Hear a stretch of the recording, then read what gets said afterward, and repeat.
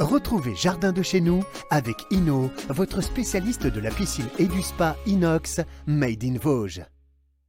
Retrouvez Jardin de chez nous avec Eurosolaire, votre spécialiste panneaux photovoltaïques made in Vosges.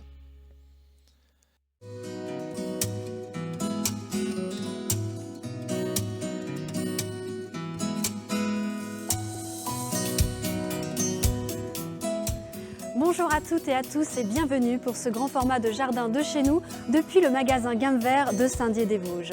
Au programme aujourd'hui des conseils et des astuces pour réussir vos plantations et également de nombreuses surprises. Vous retrouverez aussi les reportages de vos chaînes de télévision locales et bien sûr nous serons accompagnés tout au long de la journée par les professionnels de cet espace de vente dédié aux passionnés de la nature. Il est d'ailleurs temps de retrouver Loïc Larbory, responsable de ce magasin Gamme Vert à Saint-Dié-des-Vosges.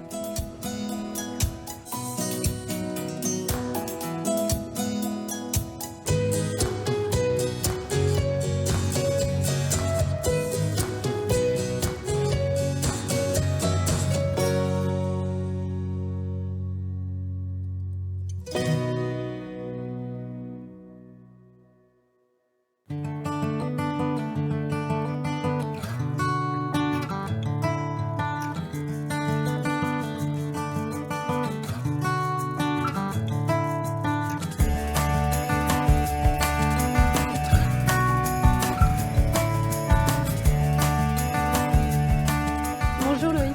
Bonjour Aurélie. Alors comment ça va depuis notre dernière émission sur Vosgélis ? Très bien, très bien. Alors ici on est dans le Gamme Vert de Saint-Dié-des-Vosges et Oui. donc tu en es le gérant.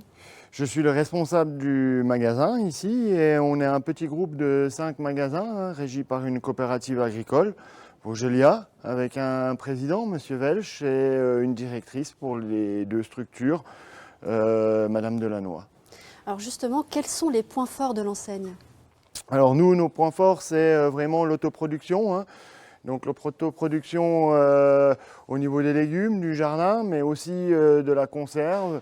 Ça peut être aussi de l'autoproduction au niveau des poules, des œufs. Et on s'occupe du client, des plantes, du semis jusqu'à la conserve. Alors j'imagine que tu es beaucoup dans les bureaux, mais Oui. est-ce que tu as quand même une spécialité, enfin quelque chose que tu apprécies particulièrement de faire dans le magasin ? Oui, alors moi personnellement je suis passionné de végétaux d'extérieur, ligneux. Donc du coup j'adore passer du temps dans la pépinière, observer les plantes et trouver des plantes de collection. Ouais. Comment t'es venue cette fibre pour la nature et le jardin ? Alors j'ai fait une école d'horticulture étant jeune et après je me suis dirigé vers une branche de commerce. Et de fil en aiguille, j'ai collectionné de plus en plus d'arbres et d'arbustes pour mon compte personnel. Donc j'imagine que chez toi ton jardin doit être luxuriant. Il y a une plante que tu préfères Alors oui, je suis passionné de conifères et d'érables du Japon. Ouais. Et tu aurais un petit conseil à nous donner justement ? Moi j'ai un érable du Japon chez moi. Est-ce qu'il y a des conseils pour la coupe, pour l'entretien de ce type d'arbre ? C'est des arbres qui sont sensibles, souvent greffés, donc il faut protéger ce point de greffe de façon à ce qu'il n'y ait pas de chancre, de choses comme ça qui s'y incrustent. Voilà. C'est une très jolie histoire, un peu comme celle des magasins Gamme Vert. Oui, tout à fait. Les magasins Gamme Vert sont constitués de 5 magasins pour notre groupe. On dépend d'une coopérative agricole Vosgelia. Nous avons un magasin sur le village de Corcieux, de Fraise, Sainte-Croix-aux-Mines en Alsace et Champ-le-Duc dans la banlieue de Bruyères. Plus Saint-Dié, où nous sommes aujourd'hui invités grâce à vous Loïc, merci beaucoup. Et justement, avant que tu nous donnes tes astuces pour nos plantations, c'est vrai qu'en ce moment nous sommes tous avides de bons conseils, eh bien nous allons retrouver Thierry Dupont qui est pépiniériste et qui va nous apprendre à concevoir une jardinière fleurie.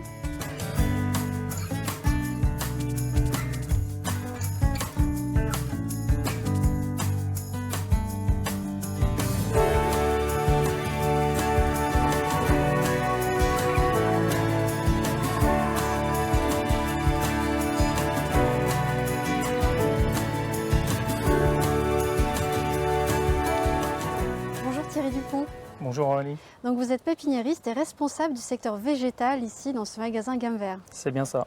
Vous travaillez ici depuis longtemps? Plus de 25 ans. Ah oui, donc Je pense que vous avez beaucoup d'expérience et que nos jardinières vont être magnifiques. Un petit peu. Alors aujourd'hui, vous allez nous apprendre à composer une jardinière fleurie. On pourrait croire en fait que c'est très simple, qu'il s'agit juste de prendre des fleurs et les mettre dans un bac. Mais il y a quand même des règles et des étapes à respecter, non? Il y a quelques règles à respecter. Et déjà dans le choix de la jardinière, le choix des matériaux, on peut prendre du bois quand c'est des gros contenants, on peut prendre du plastique, de la terre cuite pour les plantes qui ne supportent pas l'excès d'eau. Et aujourd'hui, moi j'ai choisi de prendre une jardinière plastique parce qu'on a beaucoup de choix en coloris, en volume et en taille de jardinière. Oui, on peut les mettre aussi bien par terre qu'en balconnière. Tout à fait. Alors, quelles sont les plantes que vous nous avez choisies? Alors j'ai choisi du pélargonium. C'est un géranium amélioré avec des coloris un peu différentes. J'ai choisi du Million Bells, du Calibrachoa. C'est du surfinianin, c'est très florifère et très coloré. J'ai choisi un mix de plantes, du bidens et une verveine retombante pour mettre à l'avant des balconnières. Et enfin, un Dimorphotheca qui fleurit très bien en plein soleil. Ce sont toutes des annuelles? Ce sont toutes des annuelles, donc toutes des plantes qu'on peut mettre à l'extérieur dès que les gelées sont terminées. D'accord. Et toutes ces plantes, elles demandent une exposition plutôt au sud? Ces plantes-là demandent une exposition plutôt soleil. Il y a d'autres variétés de plantes qu'on peut mettre à l'ombre, telles les fuchsias, les impatiens, que je n'ai pas pris aujourd'hui, mais qui sont adaptées pour les jardinières qu'on va poser à l'ombre. D'accord. Bah écoutez, c'est merveilleux. Alors, quelle est la première étape quand on a nos plantes et notre jardinière? Alors, la première étape, c'est de drainer, de faire un drainage dans le fond de la balconnière pour que l'eau ne stagne pas et qu'il n'y ait pas de pourriture. On ne sait jamais à quoi on est amené en météo dans notre région. Donc on met une couche de billes d'argile, comme ceci, dans le fond de la balconnière. D'accord. On en met quelle quantité? On en met à peu près 2 à 3 cm pour que l'eau puisse s'évacuer. Vous avez des trous, les jardinières sont percées. Donc pour que l'eau puisse s'évacuer correctement et que les trous ne soient pas bouchés par le terreau, on met 2 à 3 cm de billes d'argile ou de pouzzolane, c'est au choix, suivant ce qu'on a sous la main. Donc après nos billes d'argile, on met le terreau. Après nos billes d'argile, on met le terreau, tout à fait. Bon bah c'est parti. On va mettre nos gants quand même.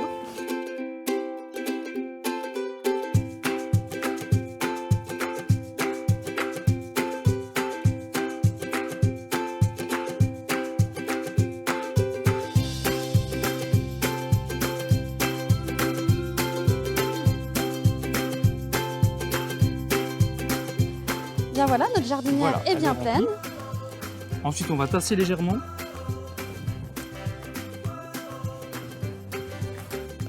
Et puis, on présente nos plantes. Donc, les plantes droites, toujours en arrière-plan. Et les plantes retombantes, on va mettre devant. Légèrement inclinées pour qu'elles prennent tout de suite la... D'accord.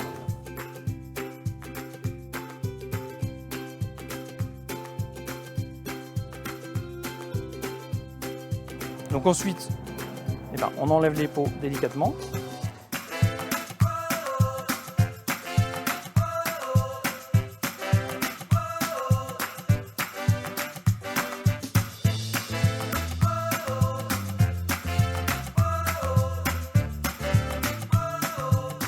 Bah voilà, c'est impeccable. Voilà, Elle est notre super, notre jardinière jardinière. est terminée, elle est prête à poser. Il n'y a plus qu'à passer l'été sur nos balcons. Bah merci beaucoup Thierry. Mais de rien. Si avec ça nos téléspectateurs ne remportent pas les concours de balcons fleuris dans leur commune. Et j'en profite d'ailleurs pour saluer ma grand-mère qui gagne chaque année ce concours dans sa ville. Et c'est elle qui m'a transmis cette passion pour la nature et le jardin. Alors mamie, je t'embrasse très fort. Et justement, la nature et le jardin ont ce point commun d'être peuplés d'animaux. Nous parlons fréquemment dans notre émission de la faune composée en notre environnement. Eh bien, une fois n'est pas coutume, nous avons rendez-vous avec un éducateur comportementaliste canin qui va nous apprendre à décrypter le langage de nos compagnons. C'est parti.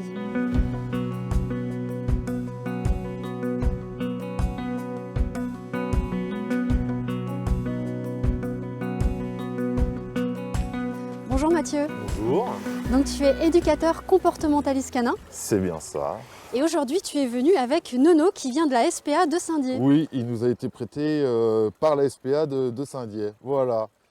Alors est-ce que tu peux nous parler un petit peu de ton métier? Qu'est-ce que le métier de comportementaliste? Alors, le métier de comportementaliste, c'est... Alors, il y a le comportementaliste et éducateur. Voilà, là, je suis là pour du comportement. Donc, le comportementaliste, il va intervenir dans les familles pour vraiment tout ce qui va être problème de destruction, malpropreté, aboiement excessif. Vraiment, ça peut être tout et rien, quoi. D'accord. Voilà. Mais vraiment, c'est situé dans la maison. En dehors de la maison, c'est de l'éducation.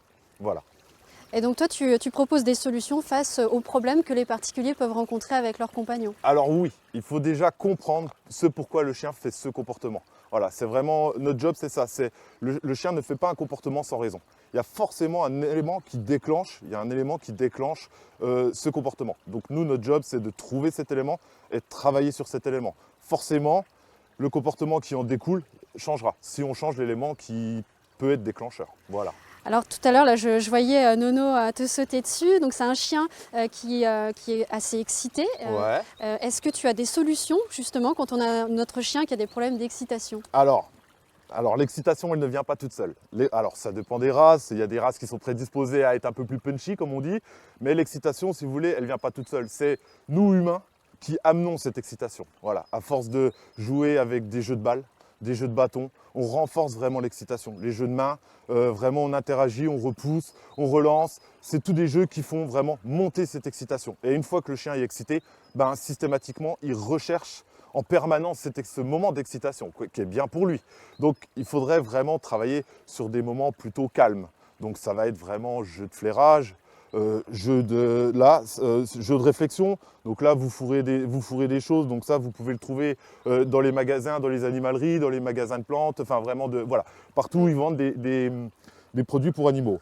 Voilà, donc ça va être vraiment des jouets qui vont favoriser le calme. Voilà, donc c'est le top. Tout à fait, puisque dans les jardineries, eh bien, nous trouvons également des accessoires pour nos compagnons et ça c'est super. Donc ça, ce jouet est particulièrement prédisposé, enfin recommandé en tout cas pour des chiens assez actifs, voire hyperactifs, pour les canaliser. Exactement. C'est-à-dire que vous allez vraiment fourrer, là en fait il y a une ouverture, il faudrait fourrer, voilà, peu importe ce que vous voulez dedans, hein, vous pouvez mettre de la vache qui rit, des fruits s'ils aiment les fruits, vous pouvez mettre de la pâtée, vous le mettez au congélateur et ça il faudrait le donner, alors soit quand vous désirez un moment de calme, même en présence, après c'est beaucoup utilisé en absence, donc pour occuper le chien, hein, à un moment donné, nos chiens dans nos vies d'humains, ils s'embêtent. Quand on part au boulot pendant 8 heures, il s'embête, donc il D'où peut… la destruction éventuellement. Exactement. Alors il peut y avoir plusieurs raisons de la destruction, c'est bien Nono. Il peut y avoir plusieurs raisons de la destruction, du stress, de l'ennui, un besoin physique pas dépensé ou pas à la hauteur de ce qui devrait être pour ce chien-là en particulier. Donc voilà, donc ça va vraiment être… Et puis c'est un jeu calme. Le chien, il va faire ça pendant 1 heure, 1 heure et demie, peut-être 2 heures. Et pendant les 2 autres heures qui vont arriver jusqu'à notre tour, le chien va vraiment dormir ou plutôt se poser, quoi. Donc c'est vraiment pas mal. Mais à côté de ça, il faut travailler quand même. Là, on va occuper le chien, mais il faut travailler sur la solitude. C'est pas inné pour le chien de rester seul, c'est des mammifères qui sont sociables. Donc du coup, voilà, il faut quand même mettre des choses en place à côté. Mais c'est un très très très bon outil. C'est sûr que les problèmes ne se règlent pas en claquant des doigts. Exactement. Il faut du temps, de la patience, de la répétition, un apprentissage, hein, tout simplement. Vous voyez là en fait ce que je suis en train de faire avec Nono, c'est que regardez comment il est. Là je renforce les moments de calme. C'est-à-dire que tous les moments où il va pouvoir être excité, je ne lui amène rien. Pour vraiment lui montrer que ça ne lui apporte rien. Maintenant, là il me propose du calme, alors assis, peu importe, couché ou même sur ses 4 pattes, c'est un moment calme. Il ne me saute pas dessus, donc je le renforce. En fait, avec la friandise, hein, voilà, avec la friandise que vous pouvez aussi trouver dans les animaleries. Chez Gamver. Exactement. Voilà, donc vraiment, voilà. Donc c'est souvent nous, les humains, on a tendance à réprimander les mauvais comportements. Et en fin de compte, justement, on ne les réprimande pas, on les renforce. Donc le fait qu'il va me sauter dessus, le fait qu'il va me mordiller ou quoi, le fait de dire non, de le repousser, c'est une réponse positive pour le chien. Donc là, il faudrait ne rien dire, vraiment, mais vraiment, hein, ne rien dire. Parce qu'on suscite son intérêt et on fait de l'interaction. Pour nous, humains, c'est une réponse positive, négative. Si maintenant je vous dis non, vous allez comprendre que voilà, je ne veux pas. Si maintenant, le chien, lui, ne comprend pas de cette manière-là. Donc le fait même de dire non, oui, ou arrête, stop, le chien ne comprend pas. Donc il faut un non-événement. Voilà, il faut vraiment faire un non-événement et à côté, renforcer, donc avec la friandise ou avec des caresses. Mais là, vu que c'est un chien qui est excité, je pense que si je vais le caresser, il va remonter et puis il va remonter en excitation. Donc là, c'est cool. Je lui balance des petites friandises par terre et je marque son calme. Non, c'est bien mon loup, c'est très bien. Voilà. Ce qu'on appelle une éducation positive. Exactement, un renforcement positif, exactement. Merci beaucoup Mathieu pour tous ces conseils. Mais de rien, avec plaisir. C'est vraiment super. Merci de votre invitation.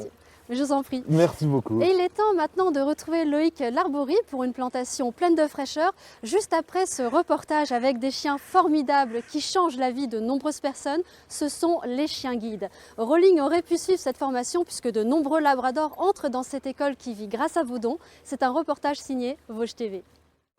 Ils sont seulement 4 dans les Vosges, aveugles ou malvoyants, à bénéficier de l'aide d'un chien guide. Chantal et Ascrim se promènent ensemble depuis 3 ans. Pour cette habitante de Gézonville, près de Darney, le labrador venu de l'école des chiens guides de l'Est lui a changé la vie et redonné le courage de sortir. Ça a beaucoup changé pour moi. Aujourd'hui, je suis capable de me déplacer seule, on va dire quasiment partout. Je peux prendre tous les transports en commun. J'ai accès à tous les endroits publics puisque le chien guide a accès à tous les endroits publics. Et voilà, et il me met en sécurité partout. C'est vraiment un grand confort dans le déplacement. Cette semaine nationale du chien guide, c'est l'occasion pour les écoles basées à Voipy en Moselle et Cernay en Alsace de montrer leur travail de dressage canin. Un chien est d'abord placé une année en famille avant d'entrer en formation. Guider pour un chien dans la rue, ça veut dire éviter tous les obstacles. Alors les premiers obstacles de la rue, c'est les piétons qui viennent en face de vous.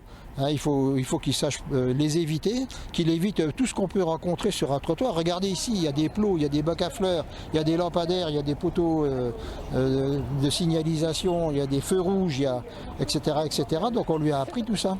Le chien peut rechercher différentes choses. Il peut rechercher une place assise dans un bus, il peut rechercher une porte d'entrée d'un magasin ou d'une administration. Il peut rechercher bien sûr les passages piétons. Alors non seulement il les recherche, il les trouve, mais il les présente. Donc tout ça, la canne, elle ne sait pas le faire. Devant. Une trentaine de personnes dans l'Est attend un chien guide. Il faut compter de quelques mois à quelques années pour obtenir ce compagnon. Puisqu'il faut d'abord préparer la personne à l'arrivée du chien. Donc s'assurer que cette personne maîtrise toutes les techniques de déplacement, que la personne sait prendre des repères, est à l'aise dans son corps, a un bon sens de l'orientation, sait se servir d'une canne, sait se diriger seul et surtout se positionner dans l'espace. C'est important. L'association qui recherche des familles d'accueil pour les chiots organise des journées portes ouvertes. À noter également que c'est grâce aux dons que fonctionnent les chiens guides de l'Est. Une très belle association que je vous invite à soutenir en vous rendant sur leur site chien-guide-est.org. Revenons à présent à nos plantations. Alors Loïc, qu'est-ce que vous nous avez préparé aujourd'hui? Alors aujourd'hui, on va planter des tomates en pot pour des espaces un peu plus réduits ou pour des balcons. Alors je vois qu'on a des grands bambous, c'est ça? C'est des tiges de bambou? Oui, tout à fait, ouais. Donc ça va aider la tomate à être tutérée. Et là, on va faire une forme un peu plus design. On va les monter en tipi. En tipi, d'accord. Donc on va les rassembler sur le haut. Voilà, j'ai utilisé du raffia pour les lier sur le dessus. Hop.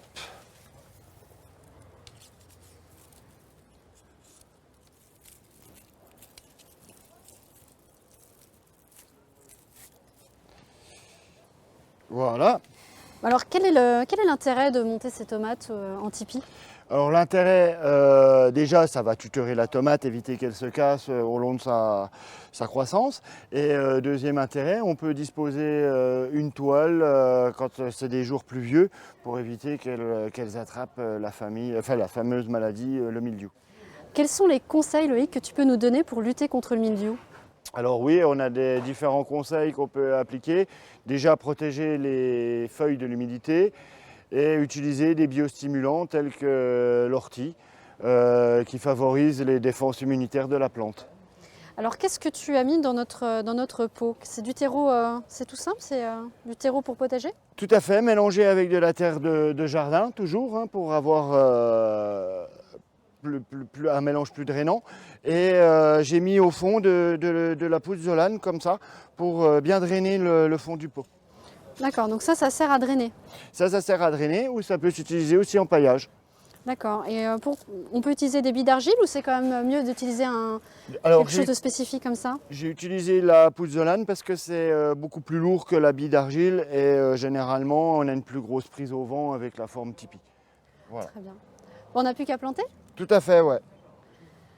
Alors, nos plants de tomates. Alors, mais je vois que c'est un concombre, ça.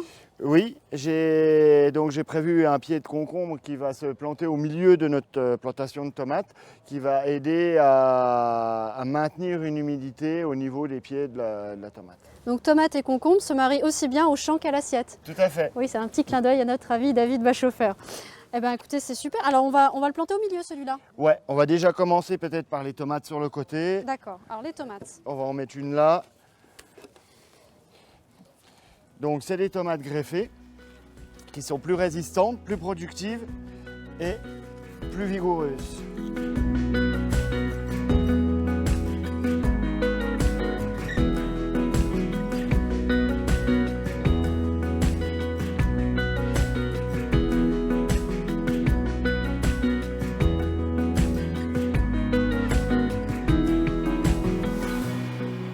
Et après, du coup, on va accrocher nos tomates au tuteur avec du raffia. Voilà. Super, merci.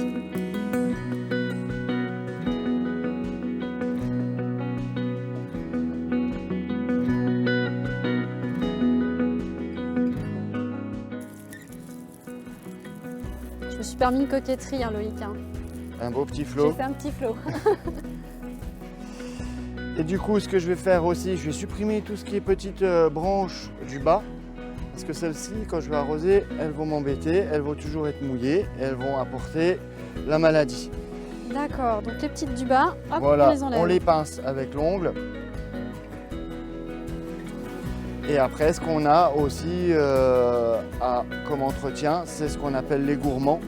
Donc, c'est la petite plantule qui pousse entre deux branches, là, celle-ci. Il faut la supprimer. Comme ça, vous gagnerez en vigueur sur la tomate et en production. L'étape suivante, c'est le paillage.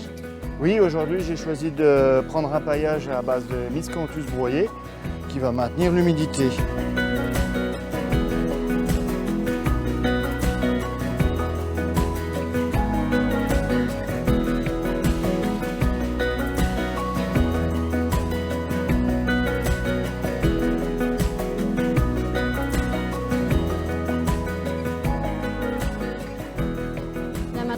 Que nous avons toutes les cartes en main pour réaliser de très belles salades fraîcheur d'ici quelques semaines, tout en préservant la biodiversité. Et c'est d'ailleurs un sujet qui tient particulièrement à cœur à l'association Les Chabottes, qui est allée rencontrer pour nous Mosaïque Cristal TV. Alors qu'est-ce qu'il faut pour planter des plantes? De la terre. Okay. De la terre. Des graines. Une plantation de semis de tomates. Voici le premier atelier des Chabots, une nouvelle association créée par Lucie et Pauline à Reerswiller. Le chabot, c'est un poisson qui était dans nos rivières et qu'on retrouve très peu à cause des modifications de l'environnement et à cause de la pollution. Un nom qui symbolise l'engagement des deux jeunes femmes, préserver la biodiversité locale. Aujourd'hui, les Chabots touchent un public jeune, 2 groupes pour un atelier en 2 étapes. D'abord une décoration de pot avec de la peinture et de la colle naturelle, puis la plantation des semis. Destiné aux enfants, ce type d'atelier aura lieu une fois par mois, le mercredi après-midi. On avait toutes les deux envie d'intervenir dans notre vallée du Pays Beach, qui est une vallée où il y a beaucoup de richesses au niveau environnemental. Donner des petits conseils, des petites règles pour la préserver. On va faire ce qu'on appelle de l'éducation à l'environnement. Ça va passer par différentes choses, des ateliers, des conférences, comment faire son compost. Aujourd'hui, on a fait comment planter un semis. Lucie et Pauline souhaitent également intervenir dans les écoles et proposer des animations pour les adultes et les familles le week-end. L'association Les Chabots est née en décembre 2020. En raison de la crise sanitaire, les activités n'ont pas démarré tout de suite. La municipalité leur met à disposition les lieux, la salle de bricolage de l'école et la place des fêtes. C'est d'ailleurs Joëlle Veil, la maire de Reerswiller, qui a mis en relation Lucie et Pauline. Je trouve que l'initiative est belle. 2 jeunes du village, 2 jeunes femmes en plus qui font cette association. Lucie et Pauline ont fait la demande pour avoir un petit espace pour faire des rassemblements et du petit jardinage. Et donc là, c'est le projet qui est en cours. On est toutes les 2 habitantes de Reerswiller et on se dit qu'on peut déjà avoir un impact sur notre milieu local. Même si on n'est pas de gros pollueurs, on a toujours moyen d'améliorer et de faire la pédagogie par rapport aux produits déjà qu'on utilise à la maison. On est sur Terre pour un voyage, j'ai envie de dire, et il s'agit de faire attention à tout ce qu'on nous offre. Pauline et Lucie sont bénévoles. Elles souhaitent développer leur activité et l'étendre dans un premier temps au village voisin, Sirstal-Lambar. L'objectif, fédérer le plus de personnes possible pour préserver l'écosystème de la vallée et, in fine, améliorer la qualité de vie des habitants. Balades comptées en forêt, ateliers de teinture et d'impression végétale, création d'encre naturelle, de nouvelles animations sont déjà prévues les 3 prochains mois. L'émission touche à sa fin. Un grand merci à toi Loïc. C'était un plaisir de partager ces moments avec toi et toute ton équipe. Oui, une équipe de professionnels qui nous suit depuis plusieurs années, avec qui je peux avoir toute confiance dans nos magasins. Oui. Depuis plusieurs années, justement, ce ne serait pas bientôt les 20 ans de Gamme Vert ? Si, tout à fait. On va fêter les 20 ans du magasin de Saint-Dié. Du coup, on va profiter de cet événement pour lancer diverses promotions et diverses animations dans le magasin. Eh bien, nous espérons nous aussi célébrer un jour les 20 ans de Jardin de chez nous. Mais en attendant de fêter ça, nous vous donnons rendez-vous dans 15 jours, puisque la semaine prochaine, vous avez rendez-vous avec David Bachoffer pour Du champ à l'assiette. Nous tenions également à remercier notre magazine partenaire Détente Jardin pour l'article sur notre émission dans son tout dernier numéro, dans lequel nous vous conseillons particulièrement le sujet sur la culture des petits fruits survitaminés. Merci pour votre fidélité, à très vite sur les réseaux ainsi que sur notre chaîne YouTube. Prenez soin de vous et à très vite dans Jardin de chez nous.